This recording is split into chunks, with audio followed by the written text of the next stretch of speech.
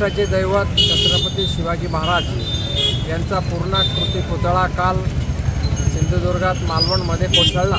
याचा निषेध करण्यासाठी आज आम्ही चोपडा जिल्हा जळगाव येथे छत्रपती शिवाजी महाराजांच्या पुतळ्यासमोर मुक्त आंदोलन करीत आहोत। चोपडा शहर व ग्रामीण काँग्रेसतर्फे हे आंदोलन होतं आहे। खरं म्हणजे 8 महिन्यापूर्वी या पुतळ्याची उभारणी झाली होती।